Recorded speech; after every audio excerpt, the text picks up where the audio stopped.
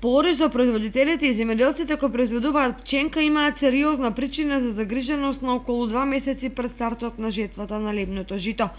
Причина е преплавеноста со ефтино брашно од Србија која ги наполни магазините на трговците, па сега домашните мелничари се закануваат дека нема економска оправданост да ја откупуваат пченицата и да ја преработуваат, бидејќи ниту може да ја продадат дома, ниту да ја извезат.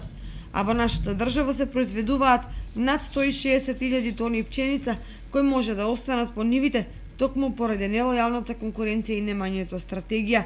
Домашните производители велат дека решението на проблемот е во владата.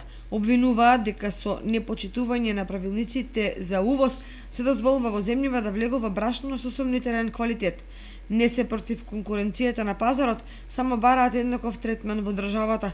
Бараат да се почитуваат законите и правилниците кои се донесени во таа област, што значи при увоз на српско брашно во Македонија да се испочитува декларацијата, бидејќи во неколку наврати е констатирано дека декларацијата на брашното не соодветствува на квалитетот. И неколку година во полињата во Кочанско од површина од близу 3500 хектари се очекува да се собере род од околу 14.000 тони пченица, која според сегашната состојба со посевите ќе биде со мощно добар квалитет.